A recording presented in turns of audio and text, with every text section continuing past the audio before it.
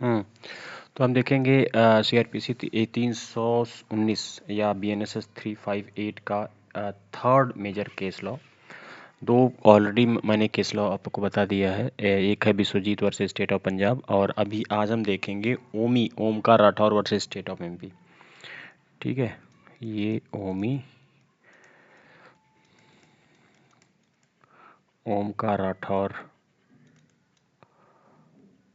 Versus state of MP, ये 2024 का case है और रिसेंट सुप्रीम कोर्ट ने इसको जजमेंट में लाया है और सेम बात कही है जो उन्होंने वहाँ पे कही है। कहते हैं पिछले वाले क्या कहते हैं उसमें केस लॉ में। ठीक है, इसमें कहा accused who was drop by police chargesheet. कह रहा कि यदि police chargesheet 193 sub clause 3 and I में फाइल होती है बीएनएसएस के नए वाले एक्ट में, पीछे वाले सीआरपीसी में 167 के किस सब क्लॉज में फाइल होती है, ये आप लोग हमको बताइएगा। कह रहा कि यदि चार्जशीट में किसी भी एक्यूज का नाम ड्रॉप कर दिया गया है तो उसको किसी भी स्टेज पे बुलाया जा सकता है। एकदम लेमन टर्म में आप सुन लीजिए। ठीक है, मैं आपको टाइमलाइन के साथ बता दे रहा हूँ। मान लीजिए यहाँ से एफआईआर हुआ। ठीक है, एफआईआर के बाद इन्वेस्टिगेशन हुआ। ठीक है, तो इन्वेस्टिगेशन के बाद ये चार्जशीट फाइल हुई। इस पर चार्जशीट जो फाइल होती है वो इस सेक्शन में फाइल हो रही है बीएनएस के, और सीआरपीसी के 167 के किस क्लॉज में है ये आप हमको बताइएगा। अब चार्जशीट में मान लीजिए जिस बंदे का है एफआईआर में नाम है, यहाँ चार्जशीट में उसने ड्रॉप कर दिया।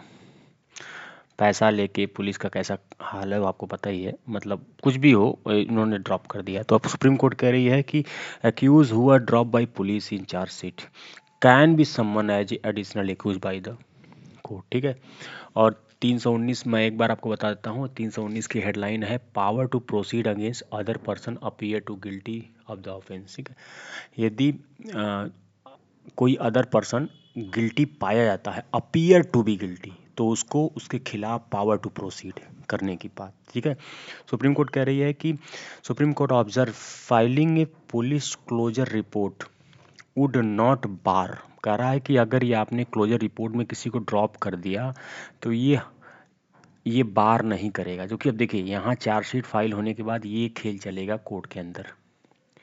ठीक है, क्लोजर रिपोर्ट के बाद यहाँ शुरू होगी इंक्वायरी।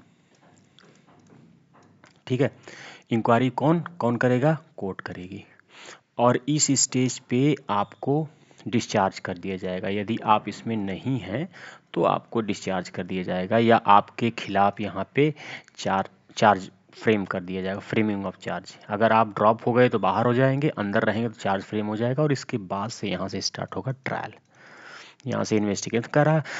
ये सेक्शन कहता है कि किसी भी स्टेज पे, चाहे इंक्वायरी के स्टेज पे, चाहे इन्वेस्टिगेशन के स्टेज पे, चाहे इंक्वायरी के स्टेज पे, ट्रायल के स्टेज पे, किसी भी स्टेज पे आप चाहे ड्रॉप हो गए हों, अगर आपके खिलाफ आता है मैटर तो आपको कॉल किया जाएगा और आपको एडिशनली एक्यूज बनाया जाएगा, भले ही आप पुलिस चार्जशीट में ड्रॉप कर दिए गए हों। ठीक है, evidence present in trial include that person should be someone. ठीक है, अब मैंने पिछले वाले में बताया था कि प्राइमा फेसिया से ज़्यादा एविडेंस होना चाहिए और मतलब अपराध सिद्ध होने से कम होना चाहिए। लेकिन यहाँ पे क्या किया है कोर्ट ने, to be summon additional accused even no name in FIR police report. और इसका एक एविडेंस वो था क्या कहते हैं प्रोसिक्यूशन। इसका प्रोसिक्यूशन वाला एक गवाह था जिसको ये गवाह का नाम इन्होंने यूज किया PW3। केवल इसकी गवाही पे यही क्रीक रक्स हम आपको बता दे रहे हैं, केवल इसकी गवाही पे जिसका नाम चार्जशीट में ड्रॉप कर दिया गया है उसका ट्रायल के दौरान, यहाँ सोच लीजिए इसका यहाँ ड्रॉप हुआ नाम, यहाँ से लेके इंक्वायरी तक, यहाँ तक उस बंदे का नाम ही नहीं है, लेकिन ज्यों ही ट्रायल स्टार्ट हुआ और गवाहों की गवाही, क्रॉस एग्जामिनेशन, रीएग्जामिनेशन शुरू हुआ, PW3 की गवाही पे ट्रायल के स्टेज पे जो ड्रॉप किया गया था उसको इंक्लूड कर दिया गया।